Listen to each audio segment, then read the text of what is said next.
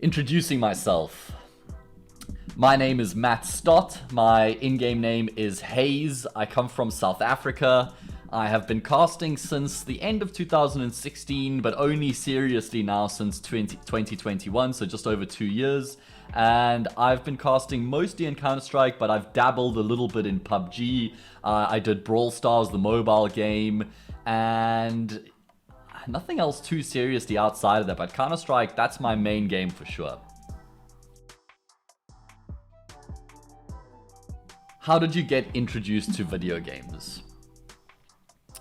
Now, I got introduced to video games by association, ultimately. My dad had one of the old desktop box computers, and I would sit on his lap as a kid and would play Age of Empires.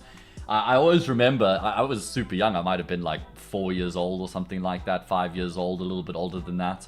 And he would struggle so much against the computer. And I always remember, you know, in the first or second age, we'd already be getting attacked. But I picked it up super quickly, and then I started like showing him, you know, what to do and how to play the game. And then we would play against each other, and I got a lot better than him pretty quickly. And I started playing some shooter games like Call of Duty after that as well. Wasn't allowed to play online actually in the beginning, but yeah, I mean, as a kid, you always seem to find a way. So yeah, I got introduced to video games through my dad mostly, and then yeah, we just kind of always had a computer at home, so it was something I would use to entertain myself and keep myself busy. Very quickly became a hobby and a big part of my life. What was my favorite video game as a kid? Now, this is a difficult one. What was my favorite video game as a kid? I think I'd have to just go based off of playing time alone. It would have to be Call of Duty. Now, obviously, if you know the Call of Duty franchise, it's not like there's just 1 or 2 games, a new release every year. But I used to play all the Call of Duties. I was a very competitive person as a kid and still am today. So I used to spend a lot more time playing multiplayer games instead of single player games. I like that element of you know, competition, playing against other people, winning, losing, having something on the line. I actually didn't spend much time playing single player games at all. I was kind of that guy who just always wanted to play something competitive. And Call of Duty was really that outlet for me. So I'd have to say my favorite video game would be Call of Duty. I think that's a bit of a cop-out though. It feels like a bit of a cheat to not actually give maybe more of a specific answer. So if I had to pick a Call of Duty, I think Modern Warfare 2 was probably the one that I spent most of my time playing and really enjoying. Call of Duty 4, once Pro Mod came out, was a phenomenal game as well. I still think today that's like one of the best FPSs of all time. I also enjoyed Black Ops 1, so those would probably be my 3 I would select. Obviously, as they went on, got less and less interested and eventually stopped playing them, but those would be my 3. But I'd say Modern Warfare 2, COD 4, Modern Warfare, and then Black Ops 1.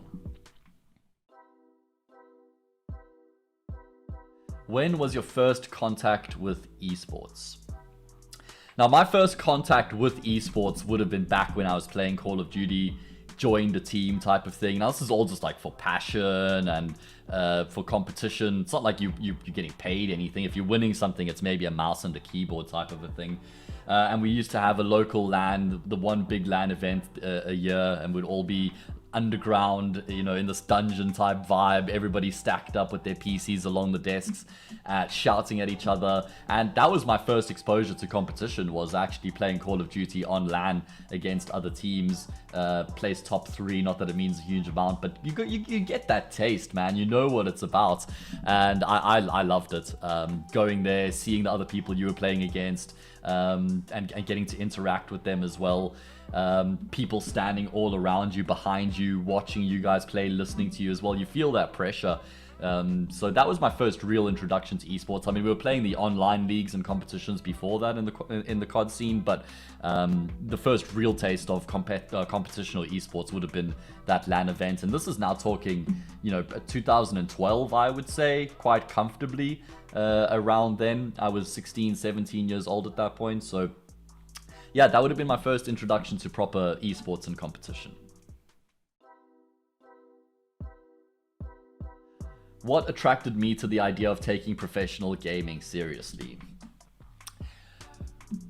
Well, I mean, being able to make a living off of the thing that you love the most is a pretty big attraction, right? I mean, that's the dream job right there, making a living off of working within esports or computer games in general.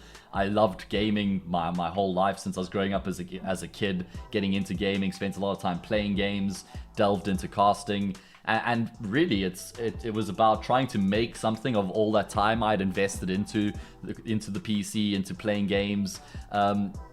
If that just led to me just playing more games for the rest of my life, that would have been fine. But now I kind of feel like I've actually made something of all that time I invested into it. It's actually developed into something more in my life. So my main motivation to take professional gaming seriously in my instance would be casting. Was just because I wanted to make something of all the time I'd put into it.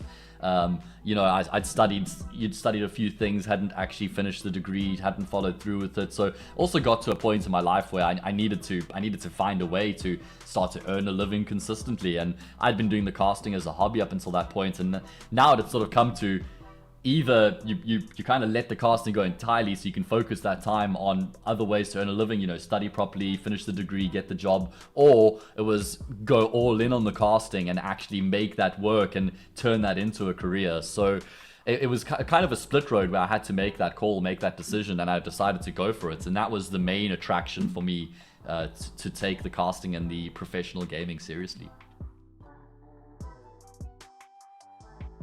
How did I come up with my nickname? Now this isn't, there's not much to the story, I'm afraid. I started off with a few nicknames when I got into gaming. I think, I can't remember the first one off the bat. It's like one of those funny nicknames you come up with as a kid. Just like running around local lands, going with my dad. And then I became like Shockster. From Shockster, I then became Hazard. And people would just type H-A-Z for short, for Hazard. And then I kind of just transitioned from Hazard into Haze. I just added the E on the H-A-Z. I didn't like Haz. Haz just didn't really have much of a ring to it. So then I turned Haz into Haze, and then that became the nickname. Haze just stuck. I like the way that the layout of the name as well, with the capitalization I have. I think it works quite nicely. You got like a single line going all the way through from the capital H into the capital A, the top of the small letter Z into the middle of the capital E. So I've always liked that about my name as well. So that's how I came up with my nickname Haze. How did I decide to start casting? Who/what was my inspiration? Now, this is actually quite a funny story, I suppose. I didn't have any proclivity for casting or inclination to cast. It was actually I just enjoyed being a part of the competitive scene. At the time, I was playing Call of Duty in South Africa, just casually, you know, in esport, but casually. And the whole sort of South African scene was shifting towards Counter-Strike. COD was dying. I'd kind of joined in with the movement, picked up CS, got into it as a game, had some fun with it. And I wanted to find a way to get involved into the competitive scene. Now, playing was fine, but I wasn't a part of the circle because I came from COD, so I wasn't really in with the right people to start to play, and I didn't really, you know, make much of an effort, to be fair. Didn't really have that desire. And I wanted to just find a way to be involved with the competitive scene in South Africa, with the Counter-Strike scene. So one day, just scrolling through Facebook, I saw a post from a friend in a Counter-Strike group in South Africa that said they were looking for people to add to their group of casters. Now, at the time, I barely even considered casting in Counter-Strike, let alone in any esport. It was just something that was out there, and I came across it on Facebook, and for some bizarre reason, I still don't know what the answer is, but I just had this feeling like, yeah, let me check this out. Let me see what this is about. Here could be my path to get involved in the esports scene. It's not like I was looking to get involved in the casting scene. You know, it's not like I was looking for a way to start casting games. It just sort of appeared, and I thought this could be my opportunity to get into the competitive scene. So I ended up responding to the guy and said, hey man, listen, I saw your post. I'm interested in trying out, you know, let's see what I've got type of thing. And we set up a meeting. We had an open audition, and we just got pulled into a TeamSpeak call, and we pulled up a demo. I remember it was on Nuke, actually. I can't remember who was playing. And he said, cast the game. That was it. Like, you know, had a brief introduction. He said, okay, cool, just cast the game for me. I'm gonna sit and listen. And I'd keep in mind, I'd never casted at this point. I'd never done it for fun. I'd never done it on my own channel for content, on the side, in the shower. I'd never done any form of casting in my life. And he just threw me in the deep end and said, start casting. And I just went with it. I was like, okay, well, here we go. Just straight up off the bat, went for it. And yeah, his name was Mikhail. I remember that. And he, at the end of it, I think I did like one half of the map, 15 rounds or so. And at the end of that, he said to me, okay, listen, man, I've done a few people. I've got a few people left after this, but I'm choosing you. Those were his words. He said, I'm picking you. Like, I've even given, you know, good feedback to people before you, but no one's come close. He says, I'm picking you. You're the one. Also, keep in mind, this wasn't for like a paid position or a job or a gig or freelance. This was just like, you know, you're going to join our group of casters that cast games ultimately for fun. And that was huge for me, just to get that recognition, to get that feedback from him, where he actually was so, he had so much good to say about my casting. I was so excited because at that point I hadn't done any casting. I didn't even know what I was capable of. So to get that feedback from him, someone that I, you know, knew was a caster, actually made me feel really good about myself. So that's how I ultimately got into casting, was just seeing an open audition on Facebook, deciding to go for it, you know, testing the waters, seeing what was out there. And actually one thing led to the next, and it turned into a hobby from then, and ultimately a career, and earn my living from it. So that's how I got into casting. Like I said, ultimately I didn't decide to start casting. It was something where just one thing led to the next. Okay, what was my first memorable moment of my casting career? Now, integrating into the South African Counter-Strike scene, as I said, coming from Call of Duty, I wasn't in with the crowd. There were already legends in the South African scene, players that had already gone overseas, competed at majors like Bravado did. Those guys were still in the scene playing as well. And I'm like a little kid coming into the scene now, no experience. They don't know me, I don't know them. I'm starting to cast their games. And eventually, I think 2016, I got an opportunity to go and work an event in Cape Town in South Africa. I'm from Johannesburg, so obviously a 2.5 hour flight away type of thing. But to get an opportunity now where you're going to get flown from Johannesburg to Cape Town, they're going to put you in accommodation, they're going to look after you, you know, make sure you're fed, make sure you got everything that you need, and get paid, you know, a small amount on top of that. That was a massive moment for me in my casting career. That was where it was really legit. Like, my parents couldn't believe it. It was actually becoming a thing at that point, getting paid some money for it, and actually getting flown to a different city for it as well, working an event there. We actually did it in like one of the convention centers in Cape Town. I actually think the Cape Town Convention Center it's called. Funny enough, like CCT as well, or something along those lines. Either way. And we did the grand finals in like a movie theater, like a video auditorium type of a vibe, where the players were on the stage at the bottom, and then it was like a theater type of thing where the tiers of stands or chairs were all stacked up, and then we were working right at the top in the commentary box. And that was probably one of my first memorable moments for me in my casting career, was that whole experience of being flown from Johannesburg to Cape Town, working a gig in a different city, starting to really get to interact with the players who were these legends and veterans in the scene already, been doing it since the late 2000s. And Bravado won that event. They actually had like Sonic, and Sonic was in their team at that point. And so, you know, they had the namesake. And at the end of that event, we went and we had an after party, and I got to go, you know, out with the team, drink from the cup with them type of thing. That was such a memorable experience, from being the nobody to getting paid to go over to work an event in another city and getting to hang with the players and the teams as well, from being the nobody to now being at the table with them. And yeah, just, you know, getting to engage with them and interact with them and sort of be one of the guys in the Counter-Strike scene in South Africa.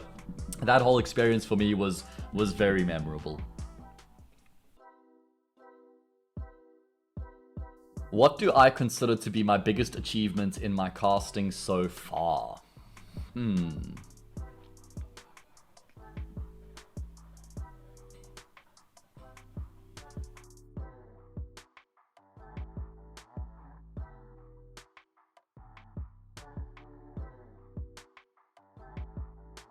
Okay, there are a few things that come to mind that would be my biggest achievements, and there's nothing that I can earmark as my biggest out of the lot, but there's maybe 2 or 3 different accomplishments or accolades or things I've been able to do in my casting career that really stand out for me as the biggest achievements.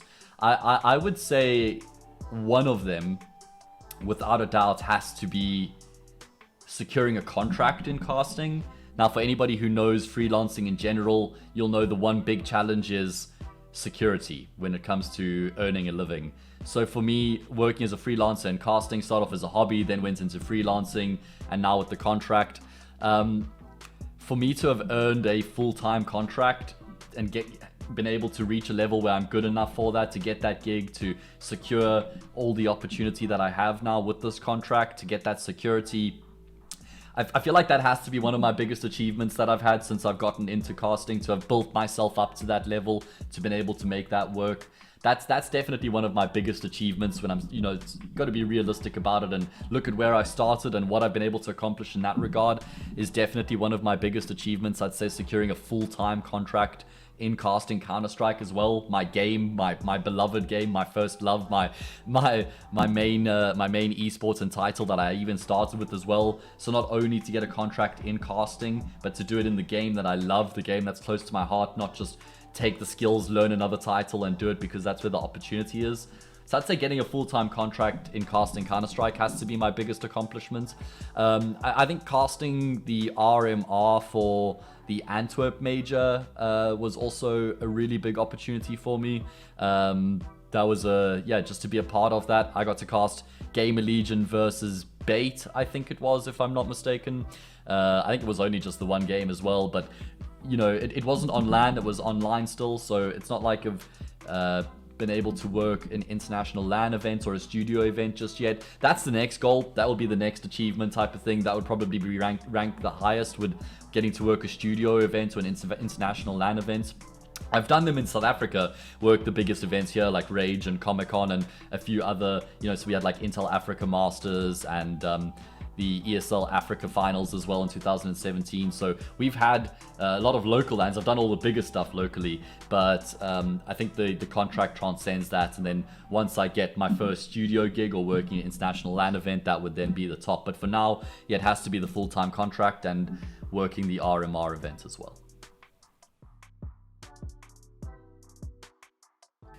What's the funniest story I remember of my casting? Now, without putting a huge amount of thought into it, there's actually, I could come up with a couple different stories. Depends how much I want to embarrass people that I've worked with as well. I'll keep a few skeletons in the closet for now, but one of the funniest stories that comes to mind from my casting was when I was working with Anthran from North America. And we were casting a game together. It was actually a final of one of the events, and Complexity were a part of the final. They won the final, and we got to then interview one of their players at the end of the game to, pick their mind, find out how they had come, how they won the game, what the breakpoints were, get some real interesting talking points out of one of the players from the team that won. That's the whole idea behind it, right? So Complexity have just won the game. We get JKS. Now, if you know JKS, he's not the most outspoken guy, but he's also not the guy who's done the most interviews. So to get an opportunity now to interview JKS, that's a pretty big deal. You get to be one of the guys that picks his mind. You can try and make him smile. Everybody knows how difficult that is. But yeah, so we get JKS, Ant and I. Now we've got a bit of a back and forth dynamic where I'll ask a question, he'll ask one. We have a good understanding of how to throw back and forth between us. And JKS comes on, I pop a pretty vanilla standard question out there. Comes to Ant's turn. What does Ant ask? Ant asks him, he sees him on the camera here on the video call, and he says, JKS, that shirt that you're wearing looks really comfortable. What is it made of?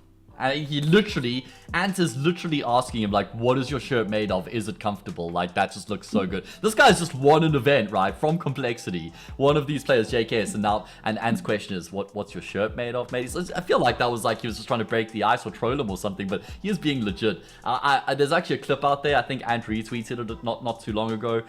So if you want to see it, you can catch it there. I'm just hosing myself on the broadcast. I'm on the side panel there, just laughing my head off. I can't believe in that moment, the absurdity of it that we're interviewing JKS. Because keep in mind, we're like up and coming casters. We're not known by anybody at that point. And here we are with JKS asking that question. So that was hilarious, man. I just hosed myself. And JKS is like, I don't even know. I just sweat a lot. So it sounded like he didn't even like the material. He didn't even like the shirt because he says you just sweat so much in these shirts as well. They're not very breathable. So that was hilarious, man. That one will stick with me for a long time. Anthran asking a professional player what their shirt is made of just after they've won an event. Go Ant. What is an unexpectedly cool moment that I experienced in my esports career? Now, with immediately, the thing that comes to mind will be an opportunity I had working with a South African team. So in South Africa, you don't get many international opportunities. Every now and again, there'll be a qualifier for an international event. Very rarely do one of our teams ever receive a direct invite. Might have happened like twice or 2 times in our history. And one of the times that happened was for an event it was PGL. That was the Power Gaming League in Abu Dhabi.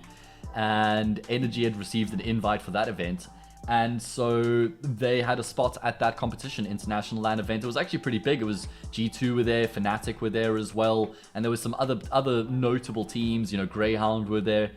So we got to, this was 2018, keep in mind. And Energy asked me to be the analyst for their team going to the event. They had 5 players, you're allowed to take 6. So they had an extra slot available. And they asked me to be their analyst. Now, keep in mind, 2018, I've only been casting locally. I haven't done any international work, bar, you know, a few games here or there, but nothing but compared to the standard of what I'm doing today.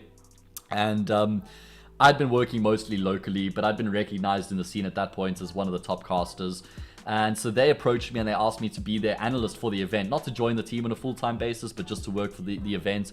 And so they asked me to join them, and I went across to Abu Dhabi and went to this PGL event with them. And that meant I got to travel to Dubai. We went to Abu Dhabi from there, stayed on the Yas Island, which is this crazy man-made island with Ferrari World, the fastest roller coaster. This was insane, like coming from a region now and a community where the most exciting thing is the LAN at the end of the year. To now get to go compete overseas with the team. I mean, I didn't even dreamed of something like this. This was like even outside of what I could possibly fathom. So this was like a bit of a starstruck opportunity for me. And I definitely could have contributed more and done better, having the experience and the knowledge I do now. I wasn't too well equipped back then to perform the role they wanted out of me. I definitely contributed, but I could have done more in hindsight. But anyway, the memory of going to Abu Dhabi, seeing the likes of G2 Fnatic, you know, Scream was a part of one of the teams there as well. I met Shox, which he is and was my idol, my hero. So meeting him was amazing. I actually got really bad food poisoning, but that's besides the point. You know, we got to play against Fnatic on the stage there. So that was definitely one of my favorite memories. Soon after that, we went to DreamHack Mumbai as well. I got to do another international event with Energy, back-to-back type of thing. So those were some crazy, unexpectedly cool moments that I had. You know, I'd worked as a caster, but getting to go to an international event as an analyst slash coach type of thing was nothing I'd ever imagined I'd get to do, and a really awesome opportunity in general that I look back on very fondly. What are my goals and aspirations when it comes to my career in esports? Now, there are a lot of layers to this question. Goals obviously vary from short to long term. Ultimately, I think it's important to separate goals from dreams. Your dreams can be your goals, but then I think with goals, it's always really important to have a direct vision as to how you're going to be able to accomplish them. It's one thing to say you want to end up at the top of the scene, casting grand finals of majors, but if that's your goal, then you need to have a direct laid out plan as to how to make that happen. I think that's more of a dream. Very few individuals ever get to experience something like that, so it's the dream to get to that point. I'd say, if I'm being more realistic, the goal is to reach S tier level, to get to the top, to get to cast international LAN events from the venue itself. That is the ultimate goal for me right now, is to reach an international LAN event. The next goal before that is to start to work studio events. I've never done a studio event, so the next goal because it says, what are your goals and aspirations as a question. My next goal is to start to work studio events internationally, locally. Checked that one off the list a long time ago, but to get international opportunities doing studio events, that's the next big goal. You know, currently doing all the online work from home, from South Africa remotely. So looking to take it the next level up where I work international studio events. Then from there, want to start working international LAN events. If I get to do something from the venue itself with the crowd, that would be the ultimate goal for me. I love working live events with crowds, getting to interact with the crowd, getting to feel that energy as the commentator, as the crowd, getting to connect with each other over the common denominator of the game. That's the ultimate goal for me, is to get to accomplish that. And that's not just from a career point of view, that's like a life goal, to get to experience something like that. It's not about money or status. That's about an opportunity of being able to connect with such a big group of people over an esport, over a video game, and getting to have that much power as the caster, getting to create the flow and the narrative and drive that energy forward. That's a massive aspiration and a goal for me to get to experience that. That's something I'm working really hard to accomplish one day, and I definitely believe it is something I'm capable of doing. That's why I say goals and dreams are important to differentiate between. If I was to say my goal is to work a major final, you know, that would be, I think, a lot more unrealistic in terms of what is out there, in terms of what is actually accomplishable. Not to say it's impossible, but if I set that as my goal, I'm leaving a lot of room for disappointment as well, a lot of room for failure, which you shouldn't be scared of. But the point is that it's important to be realistic with your goals so that you don't leave room for being disappointed. So you keep your goals realistic, you keep them tangible, and you keep them layered and leveled. I got my dreams, I've got my goals. I'd love to work a major final one day, but the goal right now is to just get to that international LAN event. Alright, so now that you guys have gotten to know me a little bit better, I'd just like to finish off by saying, for anybody out there, I think it's really important to chase your dreams in life and to be able to set your mind on something and go for it. Life is too short to do things that don't fulfill you and make you happy. Hard work can get you a long way, but it's always really important not to limit yourself. Don't put yourself in a box in terms of what you can and can't accomplish.